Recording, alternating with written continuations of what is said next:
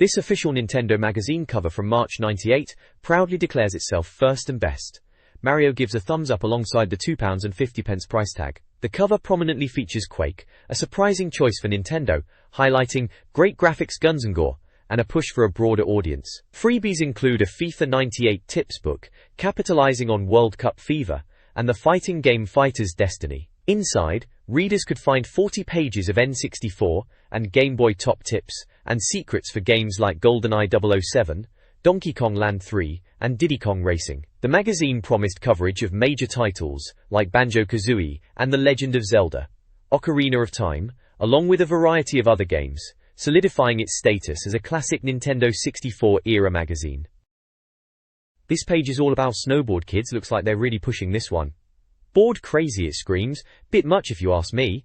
But hey, it's the 90s. They've slapped an 88% from N64 magazine on it, so someone liked it at least. It's pitching itself as a snowboarding game for gravity junkies doing hose-grabbing stunts, whatever those are, and even mentions rocket launchers, so it's clearly not trying to be realistic. They're even comparing it to Mario Kart 64, but on ice. Bit of a stretch, isn't it? Still, multiplayer mayhem for 4 players with the Rumble Pack is mentioned, so you know what you're getting, a laugh with your mates, probably. Price is £39.99, standard N64 price back then. They're really hammering home the N64 tech specs at the bottom: 64-bit power, 94 MHz, 3D environments, precision control, multiplayer, Rumble Pack, the whole shebang, as if we needed reminding. So, snowboard kids, looks like a bit of daft fun if you're into that sort of thing.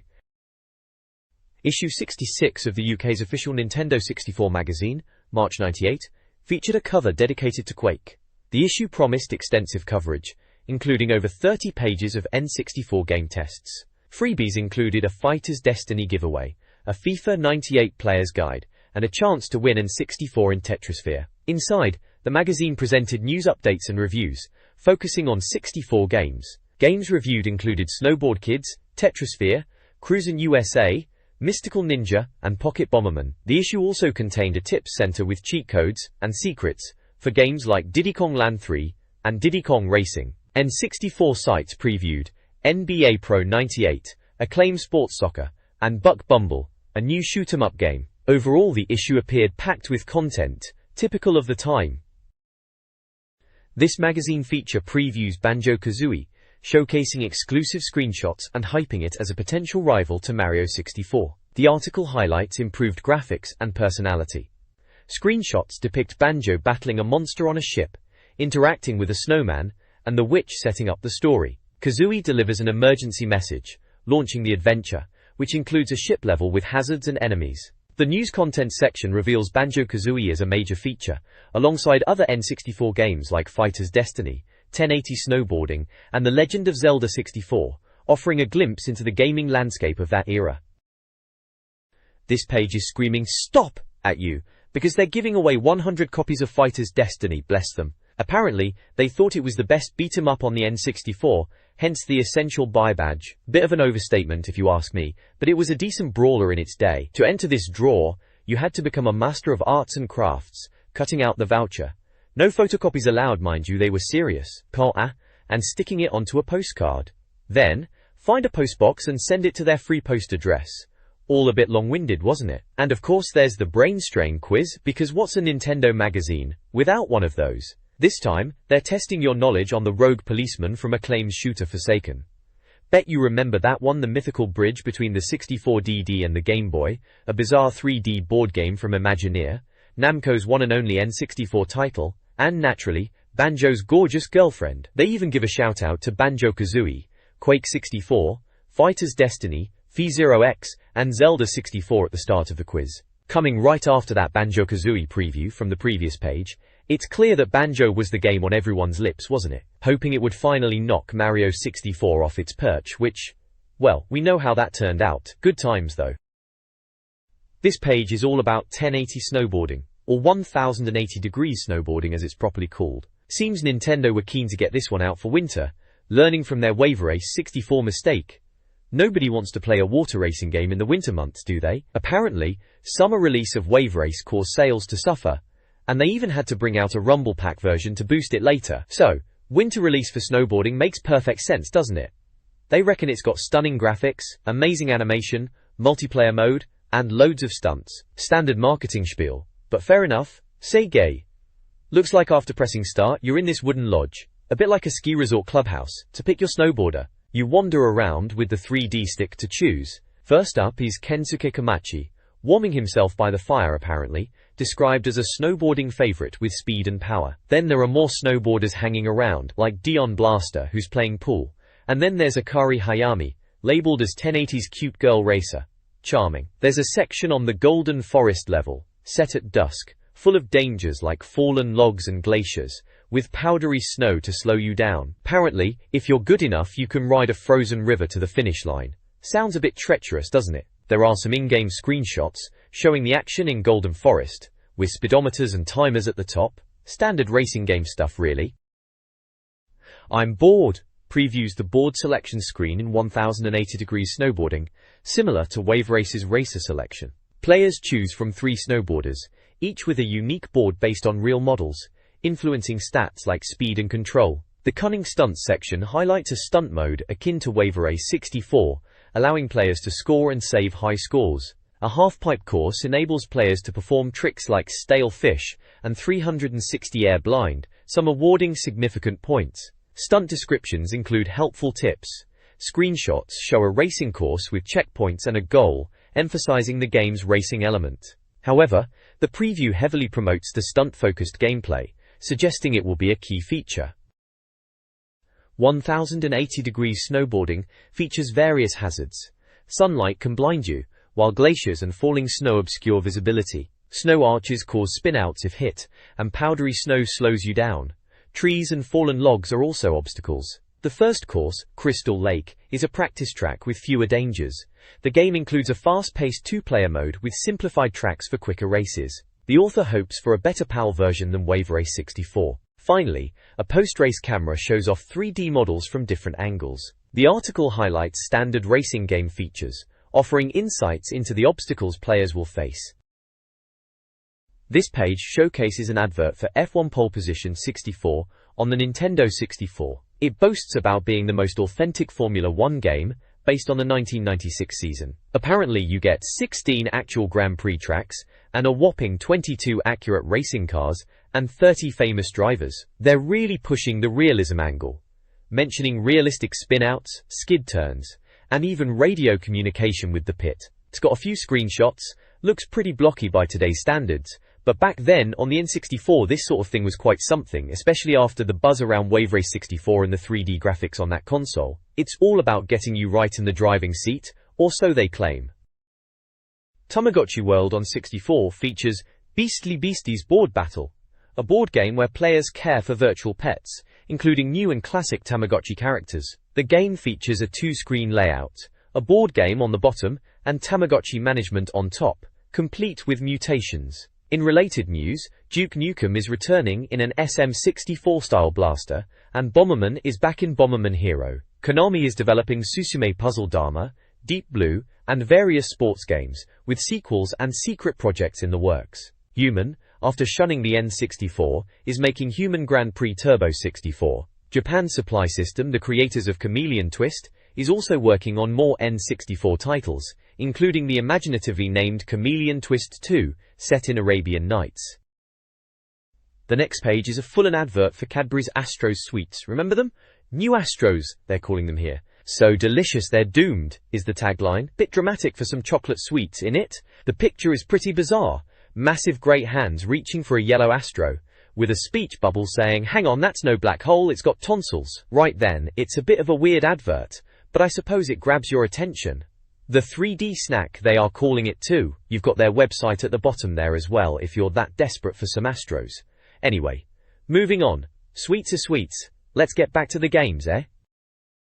This article previews the upcoming N64 title, The Legend of Zelda, Ocarina of Time, released in Japan in April 1998. Developed by Nintendo, it's a 3D adventure game, noted for its 128 MB cartridge size, suggesting a large game. The article highlights the anticipation surrounding Shigeru Miyamoto's new Zelda installment. Key features include daring battles, huge dungeons, mind-blowing graphics, and hundreds of puzzles. The combat system introduces strategic elements, with a red box indicating attack points, and Navi alerting the player to nearby enemies. Screenshots showcase Link exploring environments and engaging in combat, emphasizing the leap to 3D visuals. The game promises a more strategic and visually impressive experience.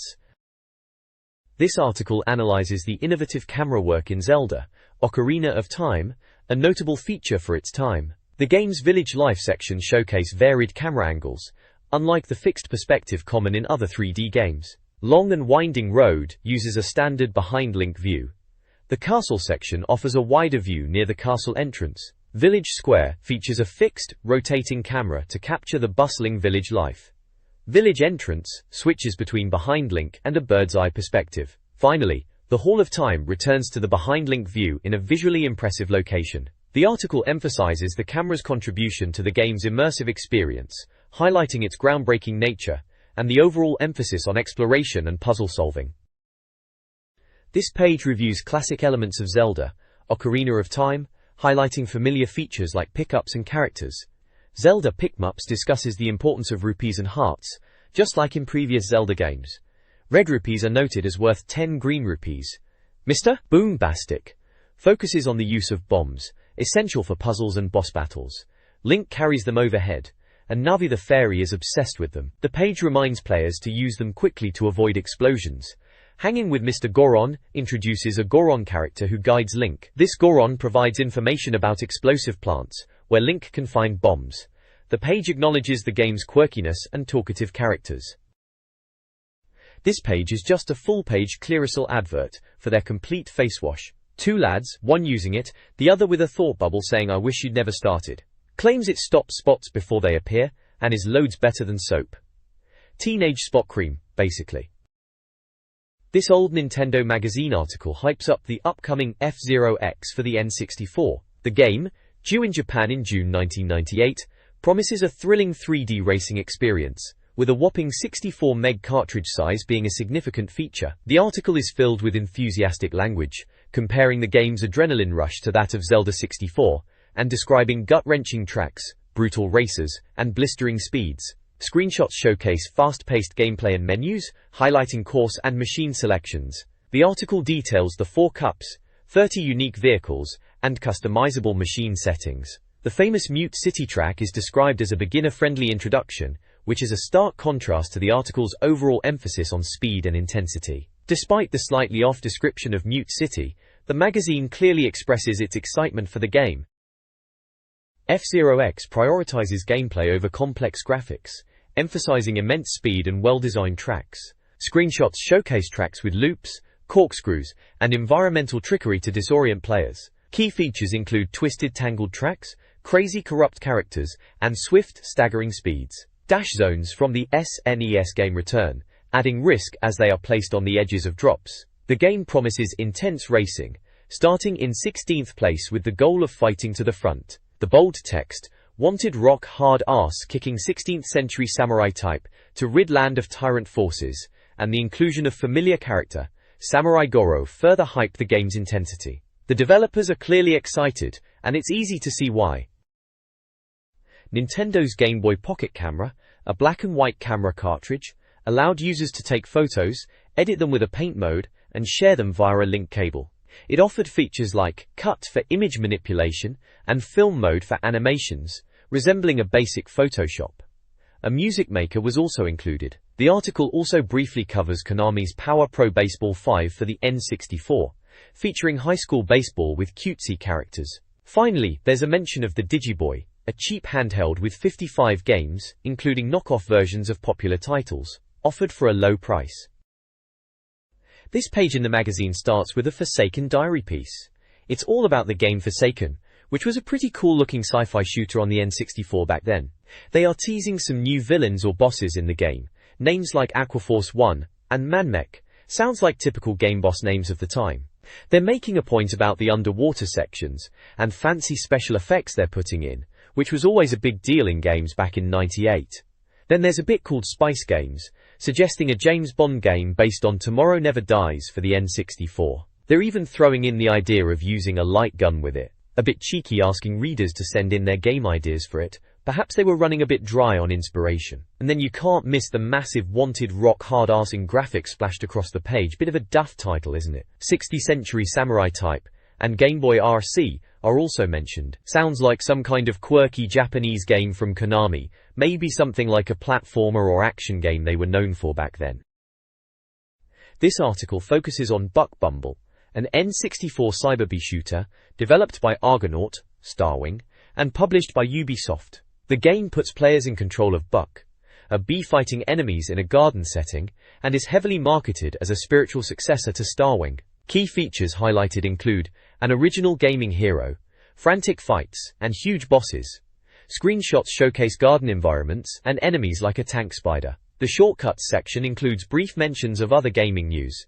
It notes Nintendo of America's attempt to make Yoshi's story harder by adding item collection for a better ending, and rumors of a gold cartridge Zelda game. The article also mentions Rare's TYW Cross Fortress and Factor 5's new speech compression tech, hinting that it could have enabled more dialogue in Star Fox 64. This page is a full-page advert for WCW vs. NWO World Tour on the Nintendo 64. It's got that classic bright yellow background screaming at you, doesn't it? It's asking, are your friends always picking on you? Which is a pretty direct way of saying, buy this game and sort them out. They're really pushing the multiplayer aspect with up to 4 players head-to-head, which was a massive deal back then, wasn't it? It also got some review quotes bragging about being the best beat MUP so far, and scoring high percentages in magazines, trying to convince you it's a must-have, even if you're not a wrestling fan apparently. Right. The advert features some proper wrestling stars of the day, Hollywood Hogan in his black and white NWO gear, Sting with his iconic face paint, and I think that's Lex Luger on the right, looking a bit manic. Below them are a couple of tiny screenshots of the game itself, showing some wrestling action in the ring. You can see the Nintendo 64 logo in the corner, and the THQ logo, who published it. It's all very in your face, classic 90s marketing, for the N64 era really.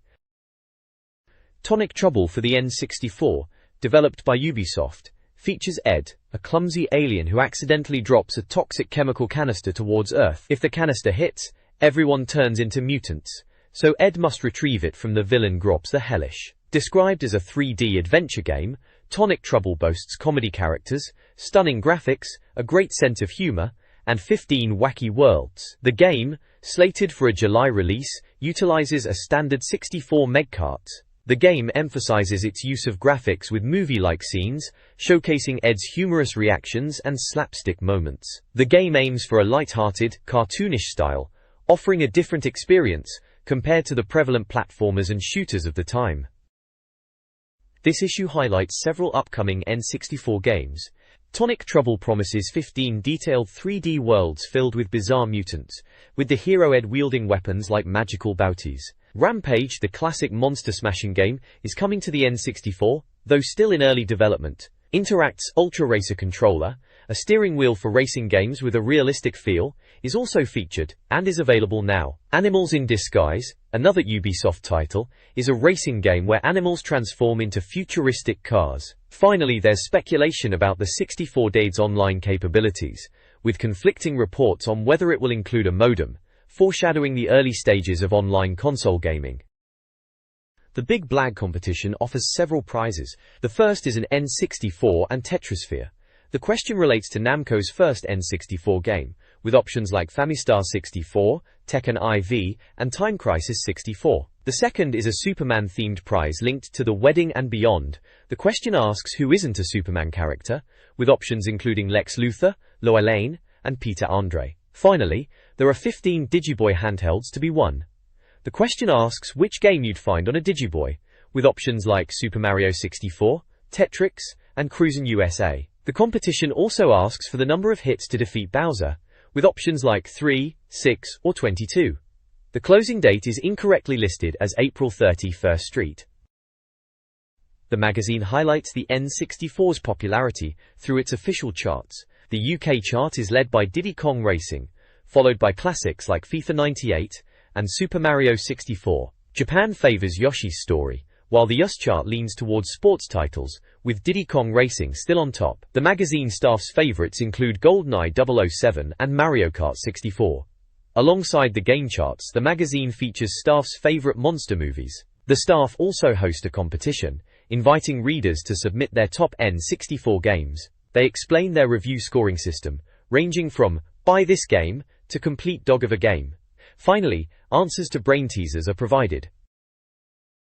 Quake on the N64 is hyped as a must-have shooter, following the success of Turok and GoldenEye. The review emphasizes the game's famed deathmatch mode, considered groundbreaking at the time. While single-player is also praised, the focus remains on intense action and monster blasting, similar to Doom. The preview highlights the level design, filled with enemies and traps, using a walkthrough example. The narrative is deemed secondary to the core gameplay loop of exploration, key finding, and combat. Overall, the piece aims to generate excitement by showcasing the action-packed gameplay and classic Quake elements.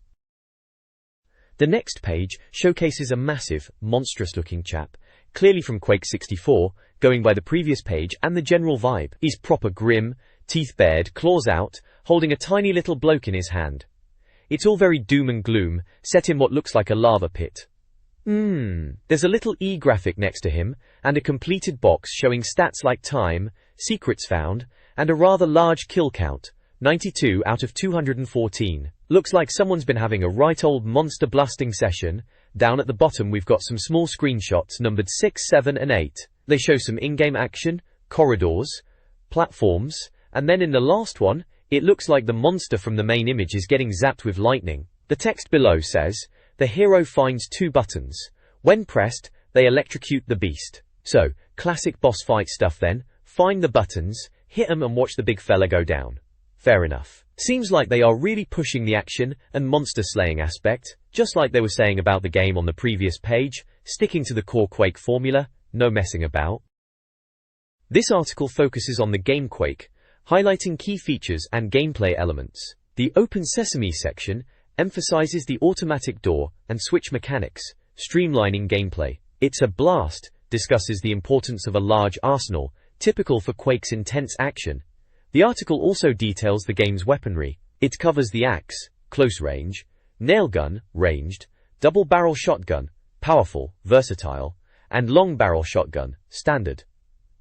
5 screenshots demonstrate typical gameplay, collecting ammo, exploring new areas, encountering and battling enemies, grunts, and a dog. The article serves as an introductory overview, showcasing the core action and weapons players will experience. Gunnokus. The N64 version of Quake boasts visual improvements over earlier PC versions, with smooth pixels and colored lighting. Leave a Light On for Me highlights these changes, while Bloody Hell praises the enhanced gore effects, particularly with the quad damage power-up.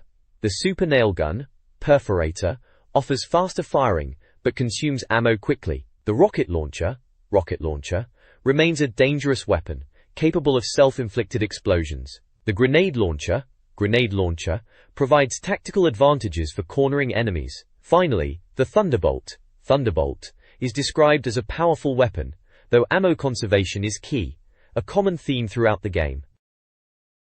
This official Nintendo magazine page previews Quake for the N64, focusing on power-ups and multiplayer. The hide-and-seek section details classic power-ups like quad damage for increased firepower, the pentagram of protection for invincibility, the biosuit for toxic environments, the ring of shadows for stealth, and various armor types. Keys are also mentioned for level progression. The 2-player Carnage section highlights the split-screen multiplayer, suggesting it could rival GoldenEye despite acknowledging GoldenEye's dominance. The article praises the speed and potential, noting limited deathmatch levels in the preview build. Finally, Turn Your Back on Me discusses the AI, describing enemies that employ tactics like trying to get the player to fight other monsters, and potentially offering escape routes when cornered.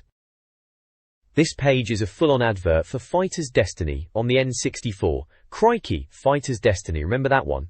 They've gone for a proper striking image, haven't they? This absolutely terrifying clown character takes up most of the page, looking like he's about to punch your lights out. And right above him, in massive text, it says, "Also available for children's parties."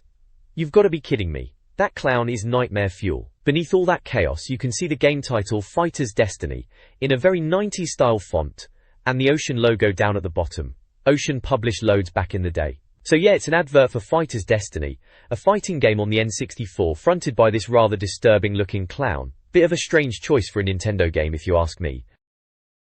This page delves into the murky depths of Quake on the N64. Remember Quake?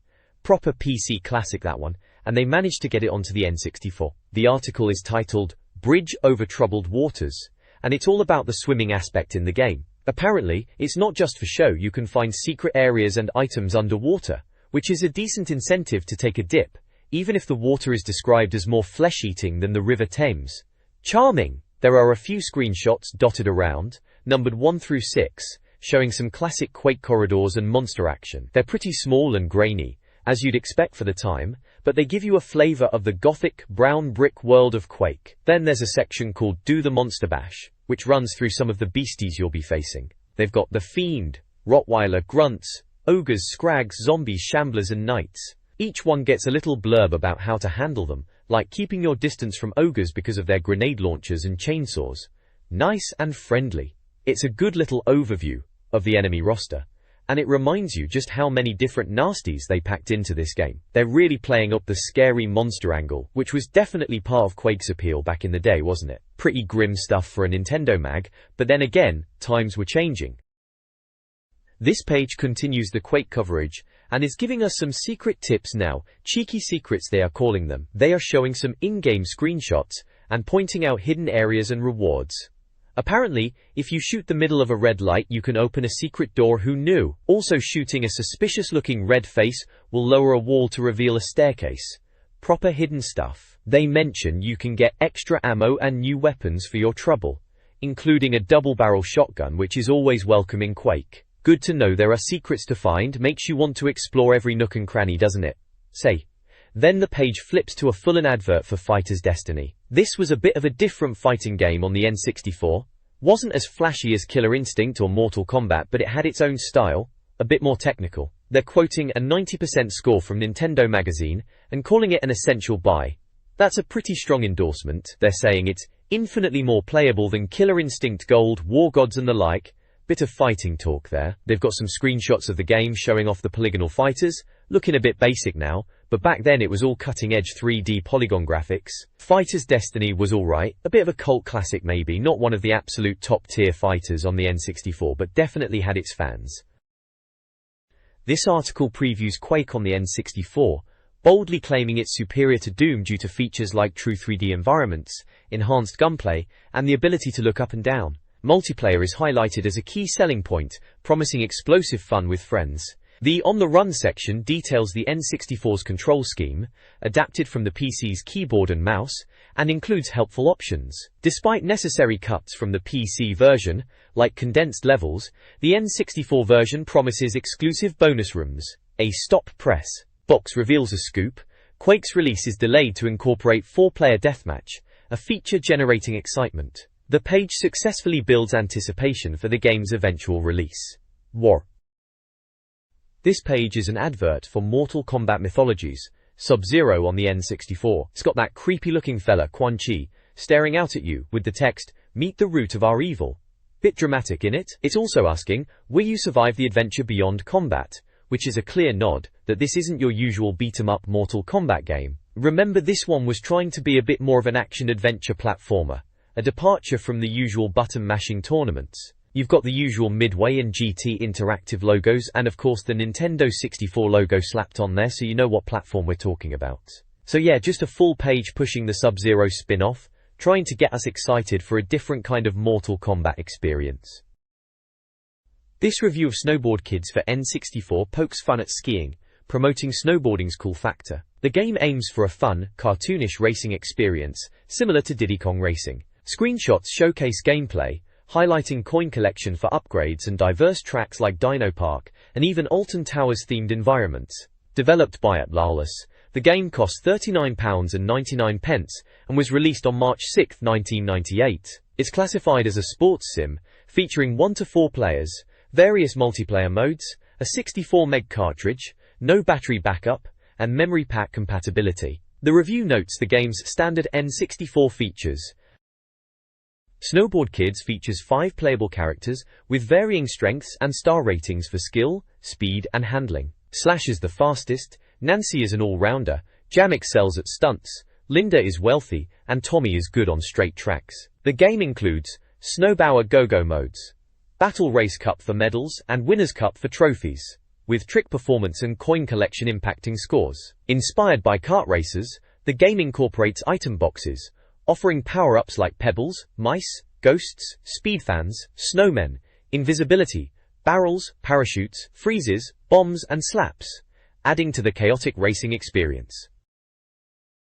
Official Nintendo magazine reviewed Snowboard Kids, focusing on gameplay and customization. The review covers board customization, trick execution using the A button and 3D stick, and a pass system, copper, silver, gold, for unlocking courses. The game received scores: graphics, 85, sound, 84, playability, 83, and lastability, 76. Overall, the game received an 81% rating. While praised for its colorful graphics and easy-to-learn controls, the review noted a lack of long-term appeal and bland track design. The reviewer suggested saving money for 1080-degree snowboarding, deeming Snowboard Kids a decent, but not essential, snowboarding title.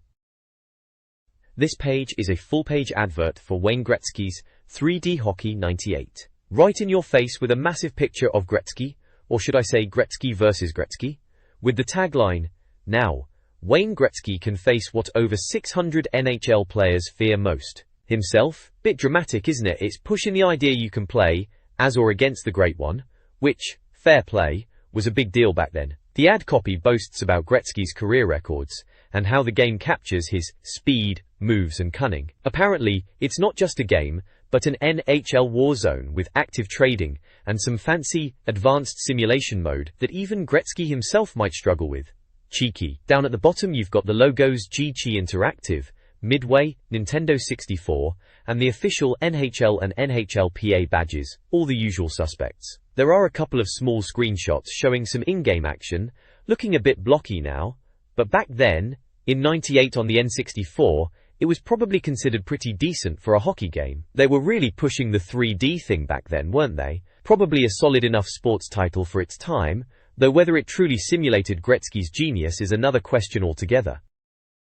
This review discusses Tetrisphere for the Nintendo 64, a 3D Tetris spin-off. The reviewer boldly claims it may be the greatest puzzle game of all time, highlighting its blocky brainbuster gameplay aimed at a more mature audience. Players rotate a sphere, strategically slotting blocks to destroy layers and reach the center, in a gameplay loop that they claim is pure, honest, wholesome, addictive fun. Visually, the game features 3D blocky graphics and screenshots that demonstrate the gameplay. There's also a narrative element involving rescuing your mate. The review notes the game was developed by Nintendo, released in February 1998 for £39.99 as a 64 meg cart with a 2-player match and battery backup. Overall, the review is positive, attempting to build excitement for Tetrisphere as the next big puzzle game on the N64. This review of Tetrisphere highlights key gameplay elements, like the importance of combos and the famous 5 game modes, including time trial and puzzle. The guide emphasizes the use of power-ups earned through large combos, such as firecrackers, electromagnets, and ray guns. A comment from Tim Street praises the 3D Tetris experience, calling it addictive. The game receives high marks in the breakdown: 82% for graphics, 80% for sound, and 90% for playability and lastability. The reviewer gives an overall score of 86%, declaring it a worthwhile, if not essential, purchase. This page offers retro gaming cheats, with a contest hosted by Wario for favorite codes. He's seeking cheats for Super NES, Game Boy and Gen 64 games, including titles like Alien 3 Batman, Duke Nukem 64, and Diddy Kong Racing. The Diddy Kong Racing section provides several new N64 cheat codes, like Teeny Weenies for tiny characters, Blabbermouth for horn sounds, and Jukebox for a music test. They correct a previous error in a balloon cheat. Finally, the page includes Super Nintendo cheats submitted by Jay Coward, covering Cannon Fodder, Warp to Level 22, Addams Family, 100 Lives, and Power Rangers, Boss Mode. The cheats are noted to have been verified. This tip center page is a nostalgic dive into N64 cheat codes. It features tips for several popular games, starting with a shortcut in Top Gear Rally, discovered by Carl Dobson. Next, it highlights Arif Pevez's mother of all codes for Turok, Dinosaur Hunter, granting unlimited weapons and invincibility. NFL quarterback Club 98 gets a mention with stat-boosting tricks and speed cheats, with Wario making a boastful appearance. Finally, the article details UK PAL cheats for Duke Nukem 64, including instructions for invincibility, monster toggling, and all weapons. The Duke Nukem cheats involve complex button combinations, emphasizing the era's reliance on memory and dexterity for gaming success. This section covers cheat codes and gameplay tips for 3 classic games. First, Alien 3 on Super Nintendo features a cheat menu for invincibility and unlimited weapons, activated by complex button combinations. Next, Clay Fighter 63 1/3 for N64 provides finishing move instructions for characters like Bad Mr. Frosty, despite the game being critically panned. Finally, GoldenEye 007 on N64 details advanced weapon techniques, including safe remote mine detonation and grenade cooking, solidifying its status as a premier multiplayer experience. This page provides cheat codes and tips for classic games on the N64 and Game Boy. For NBA Hangtime on the N64, codes unlock features like Baby Mode and Unlimited Turbo. Doom 64 has a super code to unlock everything. On Game Boy, Super Return of the Jedi offers a health tip on the Endor bunker level. Tetris Attack's code lets you fight Bowser, and Micro Machines provides an extra life tip on the first race. These tips were common before the widespread use of the internet. The next page in the magazine is the Hot Help section, classic stuff back in the day when you couldn't just Google everything. This page is split into platform games and shoot-'em-ups. Kicking off with platforms, someone's stuck on Magneto in X-Men. Mutant Apocalypse on the SNES, they're told you can't hit him with his shield up. Makes sense, really. For Plock on the SNES, there's a tip for the Bobbins brothers boss fight, saying they take ages to kill, and you need to keep moving. For Mischief Makers on the N64, someone needs help breaking a barrier in level 1, the answer is classic Mischief Makers, grab a clam bomb and use it. Koi, then on to shoot-'em-ups, and it's all about Lilac Wars on the N64, or Star Fox 64 as some people call it. Someone wants to know about secret vehicles. Turns out to get the Landmasters in multiplayer you need a medal on every level. And expert mode unlocks playing as the Star Fox team on foot. Cheeky! There's a table with hit counts to get medals for levels like Aquas, Area 6, Katina, Macbeth, and Sector Z. Finally, someone's struggling with Vortex on the SNES and wants cheat codes. They've got you covered with infinite lives, level select, indestructible, and infinite ammo codes. Good old cheat codes, eh? Takes you back to a time before game guides were online and magazines were your best mate for getting through tough spots. This Hot Help page from the past covers a variety of retro gaming topics. Beat-em-ups like Killer Instinct on Super NES feature a discussion of censored fatalities and lists of character moves. Simulation games like SimCity 2000 receive advice on building strategies, while Theme Park gets a cheat code for unlimited funds. The RPG section focuses on Zelda, Link's Awakening on Game Boy, offering cryptic clues for the Nightmare Key, and directions for key items like the flippers, hookshot, and magic rod. The page also recalls the era of calling Nintendo's hotline for help, a nostalgic reminder of early gaming culture. This page is all about GoldenEye on the N64, and more specifically, how to get your mitts on the elusive secret levels. Remember when everyone was going bonkers for GoldenEye? Yeah, this article captures that perfectly, calling it a Nintendo Nation obsession, which was pretty spot on at the time, wasn't it? It's written in that classic, slightly over-the-top magazine style, asking who better than your ONM, that's official Nintendo magazine, of course, to give you the lowdown. Apparently, Nintendo Towers was flooded with calls about these secret levels, with everyone asking, where are they? Turns out, to unlock these hidden gems, you needed to complete all levels up to the cradle on the hardest zero-agent difficulty setting. Blimey, talk about a challenge. They even mention consulting their GoldenEye tips book, because back then you'd actually buy a separate book for game tips. Imagine that these days. The page has a big picture of James Bond looking all suave, presumably Pierce Brosnan from the film, doing his action pose thing. It's all very dramatic and fitting for the spy vibe of GoldenEye, reminding you how cutting edge the game felt back then on the N64. Body armor fastened indeed. Good times. This guide focuses on Mission 8 of GoldenEye, Teotihuacan Part 1, the Aztec Complex. The primary objectives are to reprogram shuttle guidance and launch the shuttle. Players have access to a variety of weapons and gadgets, including the P-87, military laser, Moonraker laser, R-33, grenades, and essential mission items like guidance data and launch protocol data. The guide offers gameplay tips. It warns against rushing, highlighting the presence of many guards. It suggests taking out the right-side guards for their R33 rifles, and advises caution with grenade-wielding enemies. Players are also clued into a secret door and a tense corridor fight requiring strategic use of the R33 and sniper sights. Overall, it's a standard mission guide for navigating the Aztec complex and surviving the level. The GoldenEye walkthrough continues in the Aztec complex. Navigate a hallway with grenade-happy guards. Use cover and the R33. Choose between facing jaws in a trench or a secret door. Bait guards by a door using a peekaboo tactic. The control room holds the shuttle guidance reprogram and launch protocol data, but first, defeat Jaws for a security smart card. Find Jaws via a red button, leading to a secret passage with ruthless guards. Follow the hallway, eliminate guards in a computer panel room. Stop the shaking by destroying a console to prevent the shuttle launch and reveal a passage. Face drone guns and numerous guards, including one with infinite ammo and a Moonraker laser. A room beyond a ventilation door is full of drones, requiring stealth. After looting, approach the shuttle, noting the computer mainframe.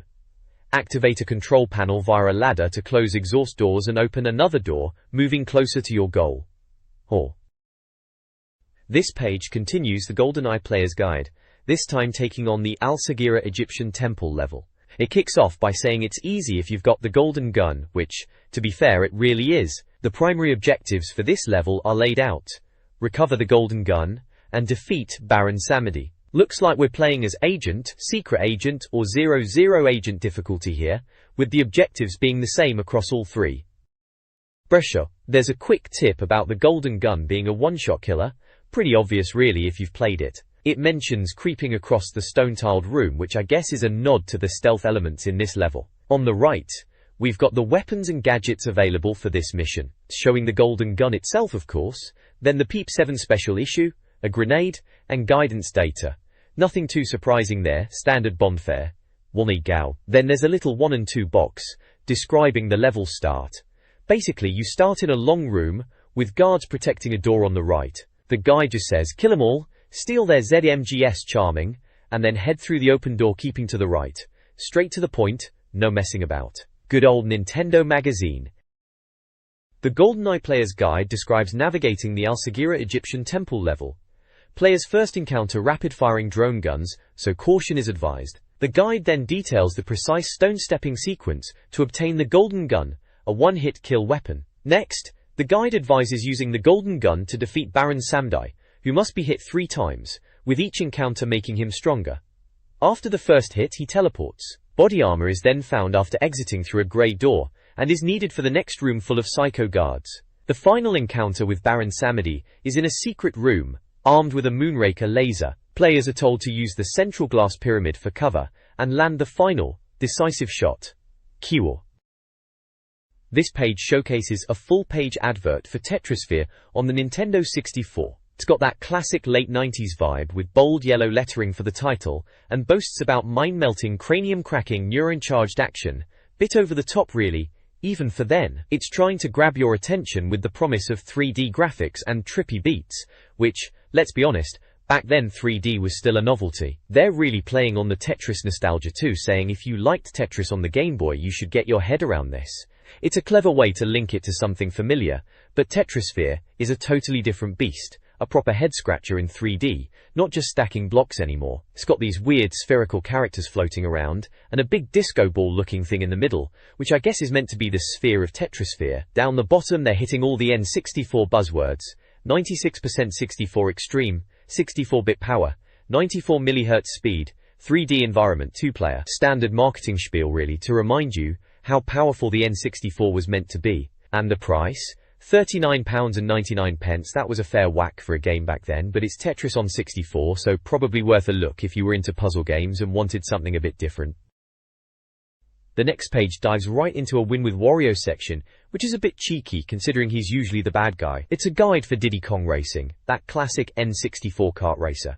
This one's all about Future Funland, and specifically a level called Space Dust Alley. They're giving you the lowdown on how to beat it, saying you'll need the Whizpig amulet and Tat amulet to even get to Future Funland in the first place.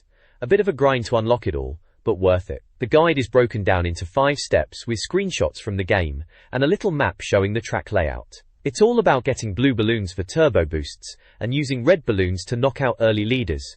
Bit sneaky that.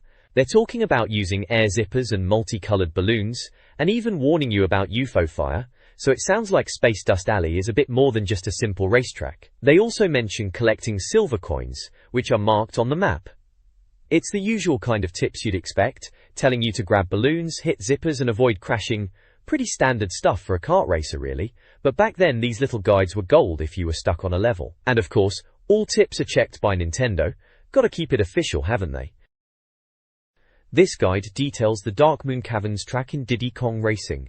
The track map is broken down into 4 sections, with tips for each. Section 1 advises players to get a turbo boost at the start, collect red balloons, and watch out for corners. Section 2 focuses on grabbing a blue balloon, staying right, avoiding red balloons, and hitting a zipper. Section 3 highlights exiting a tunnel, using a left-side zipper, collecting green balloons while avoiding laser fire. Finally, Section 4 suggests using mines if available, hitting red balloons before the second loop, and finishing the race. The guide emphasizes balloon collection, zipper usage, and avoiding hazards, presenting a standard Diddy Kong racing experience. Nintendo has, as usual, checked the tips. This guide offers tips for winning with Wario in Diddy Kong Racing, focusing on Spaceport Alpha and Star City. For Spaceport Alpha, start with a turbo boost, grab items, and use air zippers. Navigate tricky tunnel turns and launch pads, utilizing blue balloons and avoiding hazards. Section 4 involves a speed power-up and sharp turns. Star City begins with a turbo and using a left zipper. Avoid flying off the edge when using the right zipper. Use a blue balloon in the glass tunnel immediately. In the final section, avoid zippers and make sharp right turns before the finish line, using another blue balloon. The guide emphasizes item collection, strategic turns, and zipper usage for victory. This guide details how to beat Wizpig in Diddy Kong Racing, split into 2 parts. Part 1 covers the initial encounter. It advises using boost zippers, navigating a bridge, and managing speed jumps and turns to maintain a good racing line. Part 2 details the final level. It instructs players to dodge bouncy rocks, navigate a tricky rolling surface, and use homing missiles to hit Wizpig and collect balloons. The guide emphasizes using shoulder buttons for precise maneuvers, and avoiding obstacles like electric beams and laser fire. Ultimately, players need to use the blue balloons and catch Wizpig 3 times in his throne room to win the race. This classic corner piece offers tips for early Super Mario 64 courses. In Bob OMB Battlefield, it highlights using mounting gaps for a warp, the purpose of wooden posts, yellow coins, star 4, and how to get the star behind Big Chomp by butt-bashing his post. Hoomp's Fortress tips include accessing floating islands, owl, cannon or jump kick, and getting star 6 using the cannon to break the wall. Lastly, Jolly Roger Bay guides players on opening sunken ship chests, clockwise, and ocean cave chests, specific order, to reveal stars. These tips are helpful for new players exploring the classic N64 game. Nihiya. This article offers tips for tackling tricky stars in Super Mario 64. It covers Cool Mountain, revealing the shortcut for the penguin race and the location of the 5 yellow coins. Next, it guides players on reaching the Big Boo on the balcony in Big Boo's haunt, emphasizing the wall kick. In Hazy Maze Cave, the advice is to stick to the left wall in the toxic maze. Lethal Lava Land's watch for Rolling Rock Star is detailed, requiring skillful wall kicks. Finally, Shifting Sandland stars are outlined, using the wing cap to reach the pillars and pyramid, and activating the power stars by punching the statue's eyes. The article concludes with a nostalgic advertisement for a game tips hotline. Jaha. This guide, dubbed Conqueror's Guide Part 1, covers the basics of Donkey Kong Land 2R. The game, touted as a top platformer, features familiar Kong heroes and a classic plot. Explorers disrupt Kong Land, leading to a quest for the Lost World. Gameplay revolves around collecting items to increase wealth. Players gather DK coins by defeating Kremlings, bananas, 100 for an extra life, bear coins for information, and bonus coins in bonus levels for the Lost World. Other returning elements include extra life balloons, Kong letters, for an extra life, and barrel basics like no animal signs, bonus barrels, DK barrels, partner retrieval, and booster barrels, reaching higher areas. The guide aims to help newcomers understand the game's mechanics. This article focuses on the animal buddies in Donkey Kong Land 2. Friends for life, as the game dubs them, include Kiddy Kong, a strong Kong capable of extended rolls and barrel shields.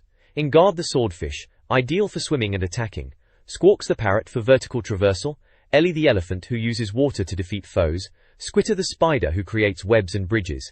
And Dixie Kong who uses her hair for both attacks and extended jumps. The piece also covers the various barrel types. Star barrels for checkpoints. Tracker barrels for distance. Steel kegs for attacks, and blast barrels for reaching secrets. The article ends with a mention of the Nintendo seal of approval, confirming the tip's validity, and the official UK Nintendo magazine logo. This page carries on from the last one, still banging on about Donkey Kong Land 2. Looks like we've got level maps here, proper old school style, for levels called Red Wharf, Seabed Shanty, and Ford Knox. They've marked points of interest on the maps with numbers, and there's a key off to the side telling you what each number means. Standard stuff for these guides back in the day, innit? And there's a key off to this. Looking at the key, it's all the usual Donkey Kong bits and bobs you'd expect.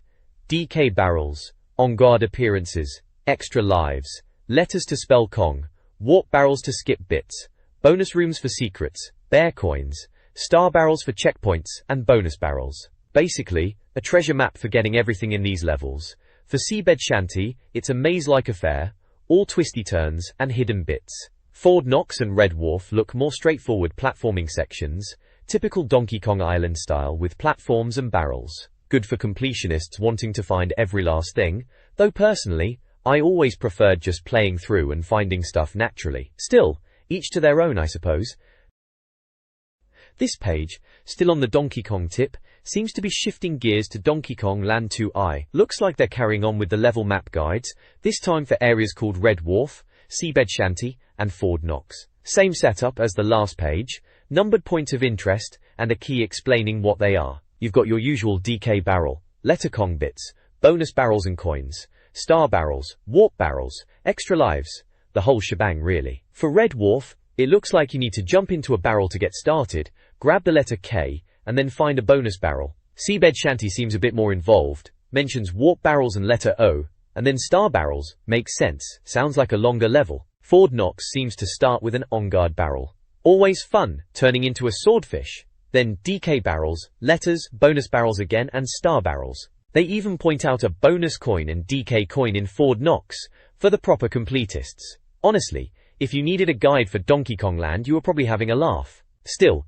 these maps are a nice touch of nostalgia for those who remember poring over these magazines back in the day, trying to find every last secret.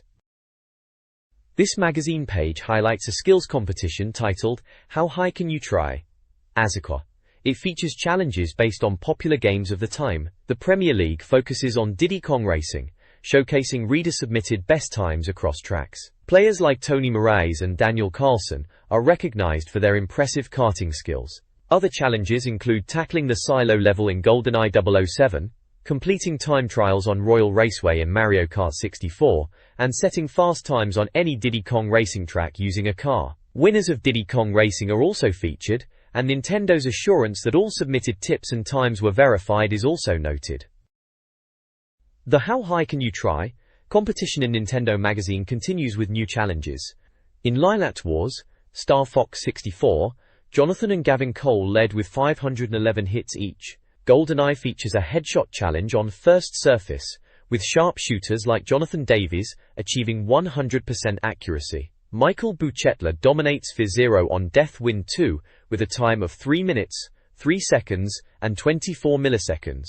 A photo submission guide teaches readers how to take and submit pictures. Challenges include unlocking the Strip Mine track in Top Gear Rally, and a Lilat Wars challenge to get the most hits across all levels. Top performers could win a t-shirt. Entries, including photos, result screens, and times, were to be sent to Nintendo Magazine in London by March 9, 1998.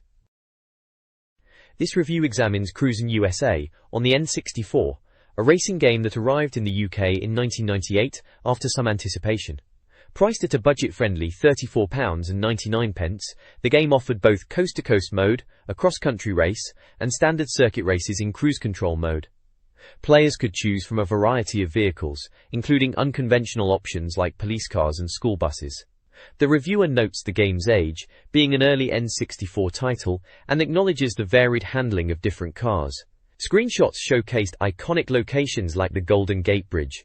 The game info box confirms its February 20, 1998 release, and a 64 meg kart.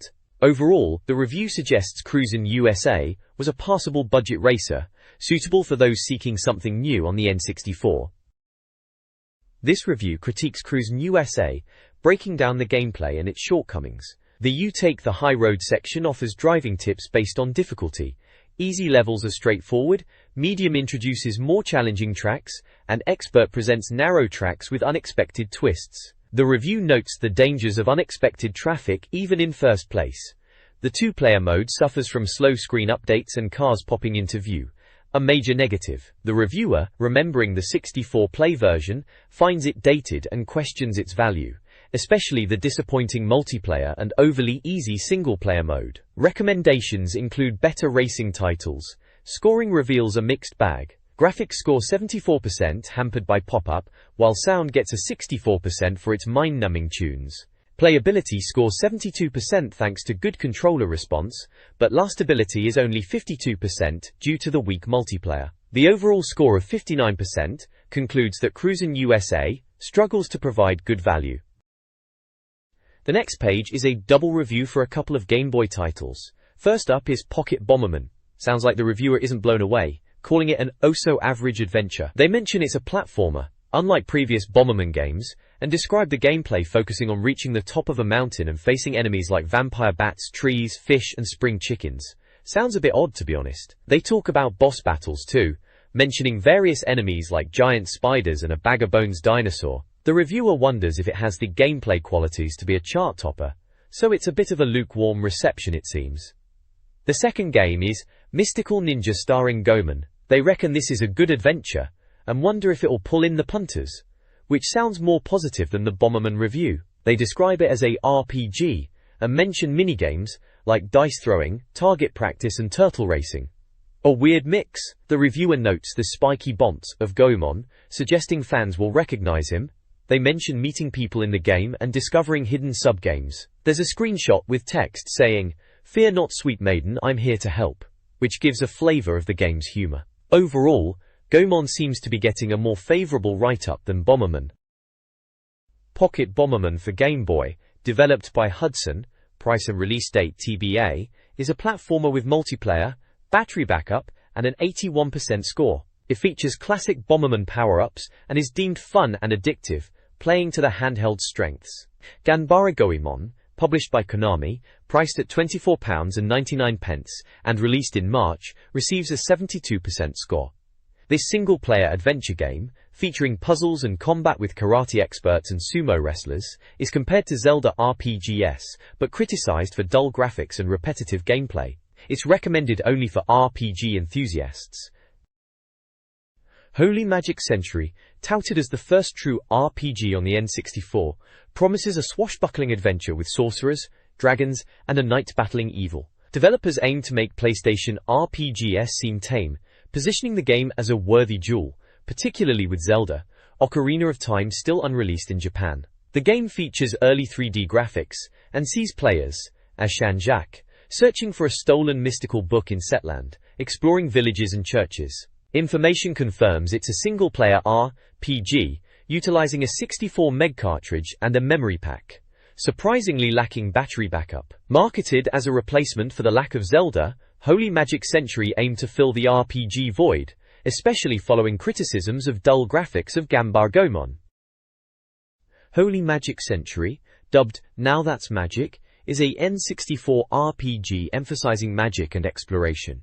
The game features a top-down perspective reminiscent of Zelda, with treasure chests and a focus on magic spells. Players control Shan-Jak, a spirit tamer capable of manipulating the elements, across 3 kingdoms. The gameplay loop follows classic RPG conventions: fighting, talking, exploring, and collecting items, with turn-based combat.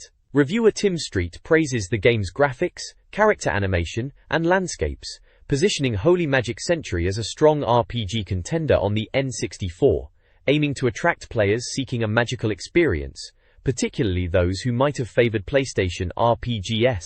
It strives to be the defining RPG for the console, especially in Zelda's shadow. This article previews the N64 launch of Mystical Ninja starring Goemon, a 3D adventure game. A departure from the successful 2D Super NES titles, the game boasts swimming, grappling hooks, and puzzle solving in the Toy Palace. Konami developed the game, with a planned March release on a 64 meg cartridge. The game will save to a memory pack instead of a battery backup. The story involves aliens causing trouble near Goemon's home, leading him and his friends to stop them after Odo Castle is destroyed. The article notes Goemon's past success and a high score from Nintendo magazine. With Zelda 64 delayed, Mystical Ninja aims to fill the colorful, fun adventure gap, but the article remains skeptical about the hype. This page continues on about Mystical Ninja starring Goemon, showing you the gang you can play as Bo, not just Goemon. There's old Goemon himself, the all-rounder apparently, with his pipe and fireballs. Then there's Ebisumaru, described as short and dumpy but strong, sounds about right for him. Yae is the token girl, apparently a sweet songstress but also handy with a sword and magic flute, typical. Lastly there's Sasuke, the robot ninja, fast as lightning apparently, good if you can find him, they say. They've got little snippets of gameplay for each. Nothing too groundbreaking, bit blocky as you'd expect for the N64. Underneath they talk about Yae's magic flute a bit more, saying you can use it to fly around after you've rescued her. Bit like Zelda they reckon, with a magic whistle that summons a dragon instead of a bird. Sounds a bit more Flash than a Kuko, doesn't it? They've even put in pictures of Ghost Toy's castle, and transformed Edo Castle, which is that castle that gets blown up at the start apparently, so you'll be seeing a lot of that in the game then. Seems like they're trying to push the variety you get with all these characters, and this dragon thing sounds like a decent gimmick I suppose. This preview of Mystical Ninja starring Goemon highlights its classic gameplay, exploring villages, solving puzzles, and interacting with quirky characters. The game features battles with unique monsters, like a giant cat and even randy old ladies, with rewards like coins for power-ups and health-boosting items. Sub-games are also a key element, with quizzes, mazes, and a crane game set in a toy castle. A 16-bit gambling sub-game is also present. The reviewer praises the game's over-the-top style and engaging quest, emphasizing its classic Konami adventuring feel. He concludes by suggesting Mystical Ninja offers a fun and expansive experience. Drew D. This special reserve advert from the mail-order era showcases a Nintendo 64 bonanza. For a £6 annual membership, you got access to deals and a club magazine packed with tips and cheats. They offered N64 consoles with various bundles, including Fire and Carbon packs, and even Pay Later options. The ad boasts a vast selection of N64 games, including classics like GoldenEye, Mario Kart 64, and wrestling titles. Cheat books were prominently featured, reflecting a pre-internet gaming landscape. They also catered to retro fans, with Super NES games and Pocket Game Boys. Incentives included free gifts, like memory cards, stereos, and virtual pets. Spending over £40 earned a £2 discount. The ad, expiring April 30, 1998, exemplifies the simplicity of mail-order gaming during that time. This review of Aerogauge for the N64 positions it as a futuristic racing sim, potentially filling a gap before F-Zero X's release. The reviewer compares it to Extreme G, highlighting its air racer style with tunnel sections and turbo boosts. The review also mentions similarities to other N64 racing games, like Top Gear Rally and Multi-Racing Championship, though they stretch the definition of sim by including Diddy Kong Racing. Screenshots show futuristic tracks and a damage meter. The game features a versus mode for multiplayer, is a 64 meg cart size, uses a memory pack and was made by ASC2. The review concludes that, despite being standard fare, Aerogauge is worth a look for fans of futuristic racing, particularly given the lack of other options at the time. The next page goes into a bit more detail about Aerogauge. So continuing from the previous page's review, which wasn't exactly glowing, this page is titled, "We're on the Road to Nowhere," which pretty much sums up their opinion straight away, doesn't it? It calls Aerogauge abysmal by N64 standards, which is a bit harsh maybe, but they do say there are only 5 machines and 4 tracks, so it sounds a bit bare bones. They mention the tracks are Canyon Rush and Chinatown, and the game uses speed, acceleration, and shield protection for the vehicles. Then there's a section called the Big Talent Show, which breaks down the game modes. Grand Prix mode is your standard race to finish first. One match practice is for getting to grips with the tracks and your chosen hovercraft. Time attack is about beating the clock, naturally. And Versus Mode is for multiplayer, which they call Multiplayer Mayhem. They don't sound particularly excited about any of it, to be honest, but they list these modes: Grand Prix, One Match Practice, Time Attack, and Versus Mode. They do say Versus Mode is for Multiplayer Mayhem, so maybe that's where the fun is supposed to be. But overall the tone is still pretty down on Aerogauge.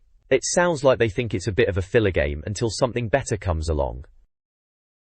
This review of Aerogauge pulls no punches. The reviewer blasts the game's lack of power-ups, difficult turbo boost, and jerky gameplay, quoting Tim Street's harsh assessment that it makes a ride in a milk float seem exciting. Street believes the N64's racing game lineup has suffered with Aerogauge, despite acknowledging its 4 tracks and car selection. The reviewer bluntly advises readers to avoid the game. The review then praises other N64 racing titles. Extreme Egg is lauded for its speed and graphics, while F-Zero X is hyped as unspeakably brilliant with Rumble Pack support. Mario Kart 64 is called a classic. Diddy Kong Racing is celebrated, with a 94% rating, and is considered superior to Mario Kart 64. This page is a subscription form for the official Nintendo magazine, proper old-school paper form to fill out and send in, none of this online malarkey. They're shouting about a deal, 3 for free. Which sounds alright. Basically get 12 issues for the price of 9, and save yourself £7.50, plus they're banging on about free delivery. Looking at the little snippets of the mag covers they're showing off, it looks like they're covering some big hitters. You can see bits about Quake, must be talking about the N64 ports, and they've got something about Zelda and Mario's Miyamoto, so the usual Nintendo gossip and game previews, bits and bobs. Down at the bottom it's all the details for how much it'll set you back for a year, £22.50 for us in the UK, then a bit more for Europe, and even more for the rest of the world. You've got to fill in your name, address, the usual stuff, and tick if you don't want junk mail from them. Fair enough. And there's a source code and offer code, probably so they know where you saw the advert, and it says the offer closes at the end of March 98. Simple as that really. Subscribe to the mag if you want to keep up with all the N64 stuff. Dual Heroes, a new N64 fighting game, is reviewed unfavorably. The review, titled Fighting Tonight, criticizes the game's predecessors, calling them rubbish. While hoping for a better N64 fighter, the reviewer is unimpressed by Dual Heroes, citing generic gameplay with button-mashing combos. A bizarre single-player mode, Virtual Insanity, features players controlling CPU opponents whose faces become increasingly angry. Screenshots accompany the review. The game, a beat-em-up with 12 characters and 2-player versus Keka, is only available in Japan. Developed by Hudson Soft, it's a 64 meg cart with battery backup. The review concludes that the game is a mixed bag, and not particularly exciting. Sean White's review of Dual Heroes on the N64 is scathing. He lambasts the controls, comparing them unfavorably to the notoriously bad Clay Fighter 63 1/3. He criticizes the difficulty in performing basic actions and the lengthy recovery time after being knocked down. While bosses offer a challenge, the morphing time feature, which transforms them into tougher versions, adds an unexpected twist. The review then pokes fun at the roster of 8 fighters, with humorous details about their appearances and backstories. White ultimately concludes that Dual Heroes promised much, but delivered little. He finds the gameplay and controller response awful, making it a disappointment even compared to other lackluster N64 titles like League 11 Beat and Bomberman 64. This advertisement from a bygone era promotes the Nintendo 64. The console itself is priced at £91.99 with discounts on accessories. A variety of N64 games are listed, including popular titles like GoldenEye 007, Diddy Kong Racing, and Mario 64, alongside some less celebrated choices. The ad also features special offers on games such as Turok, Dinosaur Hunter and Clay Fighter 63 1/3, and a section highlighting third-party controllers like the SharkPad Pro and MakoPad, all boasting features like autofire. The overall tone is nostalgic, reminding players of the era's simpler gaming experiences. This advertisement showcases gaming accessories from the 90s, featuring the PlayStation and Nintendo 64 prominently. The PlayStation section highlights game bundles. The N64 section emphasizes steering wheels, rumble packs, and a variety of cables and cheat devices like the Action Replay. Game Boy accessories and games, including the color Game Boy Pocket, are also advertised. The page also caters to SNES enthusiasts with classic games and accessories. Finally, The ad includes miscellaneous N64 items like mouse mats and game guides, culminating in an order form that dates the ad with its fax option, painting a picture of nostalgic 90s gaming culture. The Club Mario Letters page offers a snapshot of Nintendo fandom.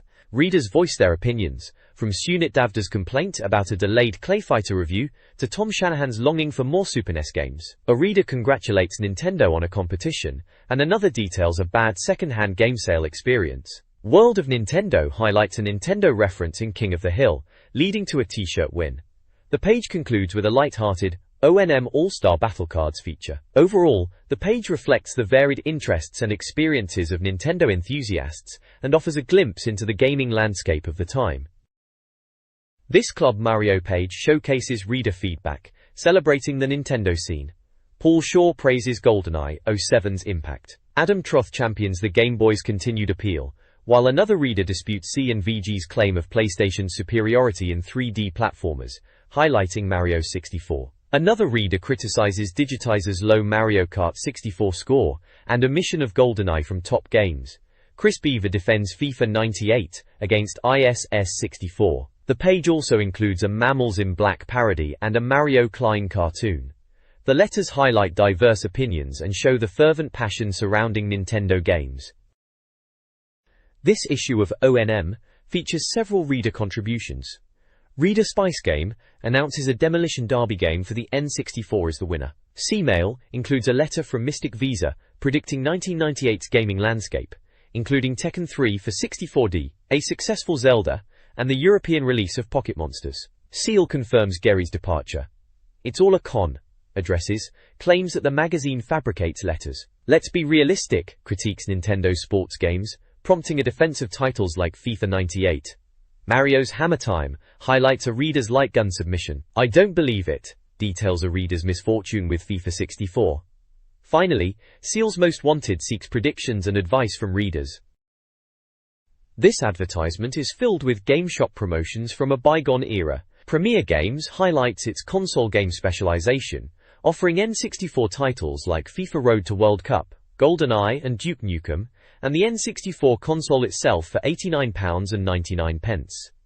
Console King focuses on 64 accessories, repairs, and the latest cartridge releases like Yoshi's Story and Diddy Kong Racing, while also offering games for PlayStation and Saturn. CA Games and Gamesters console game specialists also advertised N64, PlayStation, and Sega Saturn games, both new and used. Finally, a yellow advertisement for Manga Entertainment promoted VHS tapes of anime titles like Armageddon and Macross Plus, the movie, aimed at a niche audience. The ads showcase the competition for gamers' attention and money across various consoles.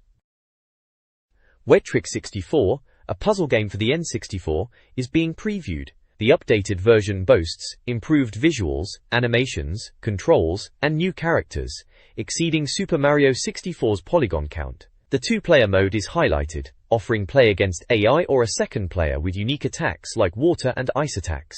The review details the steps involved in the two-player mode. Game Info states it's a puzzle game for 1 to 2 players with various multiplayer modes. It uses a 64 meg cart, no memory pack, and no battery backup.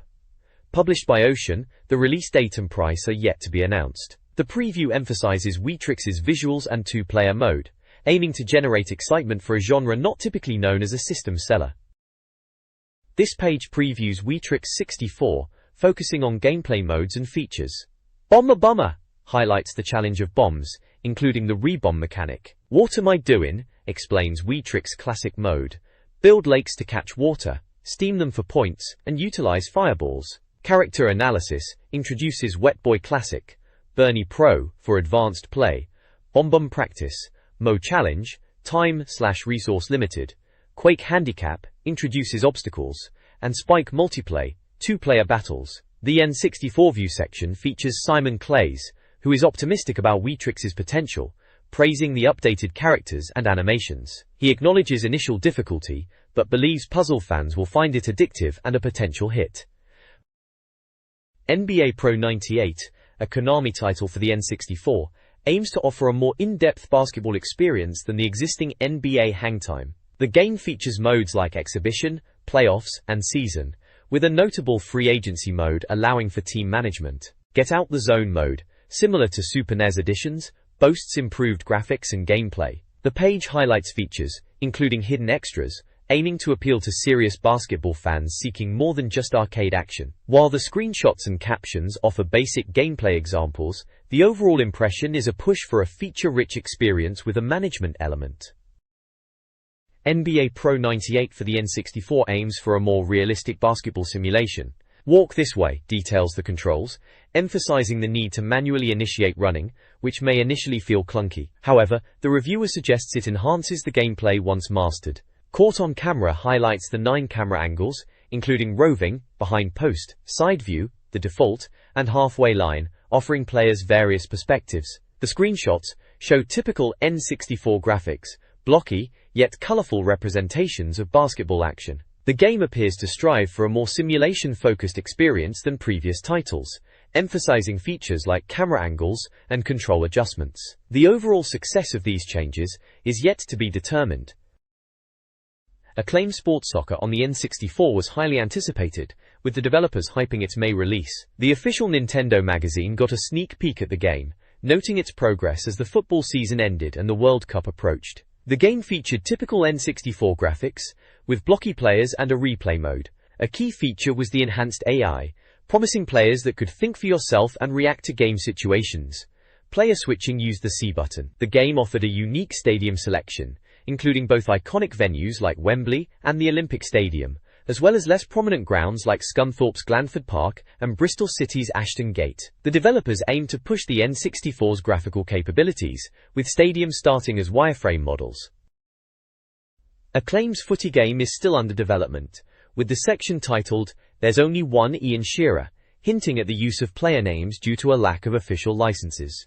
The game includes standard modes like League and Exhibition, with simple controls for passing and shooting, along with advanced moves like crosses and tackles. The focus of the preview is on the camera angles, offering 6 different views: overhead, flat view, side-on, TV corner, and player cam. They draw comparisons to classic games like Striker and Sensible Soccer. The variety of camera angles aims to provide different ways to experience the game, although some may be less user-friendly. Overall, it seems like a promising effort for the N64, though it's unlikely to rival established titles like FIFA. Acclaim's N64 football game is aiming for a more cinematic feel, with planned stadium flyovers and celebration sequences still under development. The game will feature 4-player multiplayer, with the team configuration still being decided. A picture-in-picture feature during free kicks will offer an alternate camera view to aid shotlining. Players can also change the weather, with fog included, though its gameplay impact is noted. The game appears to be adding features to stand out, but its ability to compete with established titles like FIFA remains to be seen. This advert from Gameplay showcases N64 hardware and software, highlighting its mail-order offerings as Britain's biggest computer games supplier. Console bundles included games like Mario Kart 64 and GoldenEye, with prices ranging from £90 to £137. The ad heavily features UK N64 games, from Doom 64 to Super Mario 64, priced around £39 to £48. Accessories like official and third-party joypads, memory cards, and rumble packs are also advertised. Pre-owned games are available at lower prices. Customers could order via a cutout form, paying with credit cards, checks, postal orders, or cash. The ad, with its lowest prices and unbeatable service claims, reflects the typical mail-order experience of the era. This official Nintendo 64 playlist from a magazine highlights top N64 games and their scores. Super Mario 64 earned a stunning 95%, praised as unspeakably brill. Mario Kart 64 received 90%, celebrated for its multiplayer but criticized for its single-player experience. Turok: Dinosaur Hunter also scored 95% for its graphics, but gameplay repetition was noted. Other notable scores include Shadows of the Empire, 86%, Pilot Wings, 64, 84%, and Blast Corps, 87%. FIFA 64 was heavily criticized at 67%. Is 64 was a hit at 93%, and Wave Race 64 scored 92%. Diddy Kong Racing earned 94%, despite a WizPig complaint. The list reflects a diverse range of games, from racing and sports to first-person shooters, offering a nostalgic glimpse into the N64's gaming landscape. This magazine page reviews several new N64 games. Extreme G receives a strong 90%, praised for speed but criticized for poor control. GoldenEye 007 gets a high 94% for its missions and multiplayer. Lilat Wars scores 93% for its space battles. Other reviews include Mace, The Dark Age 89%, Lamborghini 64 76%, Mischief Makers 82%, Chameleon Twist 77%, Fighter's Destiny 90%, San Francisco Rush 74%, Bomberman 64 80%, Madden Football 64 89%, Nagano Winter Olympics 98 84%, and WCW vs New World Tour 86%. The page also includes fun, top 5 lists. Shuttle Moments features Blast Corps, while Badass Bosses highlights Whizpig.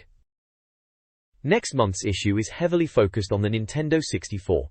It teases a massive mission, impossible feature, potentially rivaling the popularity of GoldenEye. Included are free gifts, like a Fighter's Destiny poster and guide. The issue will also have a Tips Attack section, with game guides for Donkey Kong Land 3, WCW vs NWO, Duke Nukem 64, and Bomberman 64. Expect a comprehensive cheat and code list. Reviews include Yoshi's Story, and first shots of International Superstar Soccer 98 and Turok 2. The issue hits shelves on March 21st, and promises to be packed with content.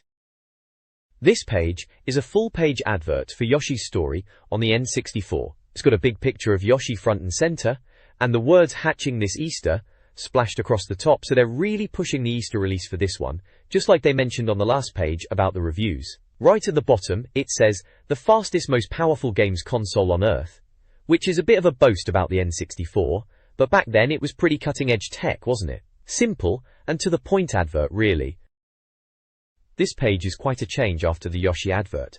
It's a full-page advert for Dr. Pepper, aimed at the young people with a sense of adventure types, or as they put it, absolutely mad for it. They've got this SAS Suck It and See promotion, and you can win some pretty over-the-top prizes. They list things like driving a tank, bungee jumping, hot air balloon rides, jet skiing, wakeboarding, and even parascending, which sounds like paragliding upwards maybe. And it's all in Australia apparently. To win, you need to look out for instant win ring pulls on special Dr. Pepper cans. The image is a tank, and there's a woman looking very excited to be in the driver's seat.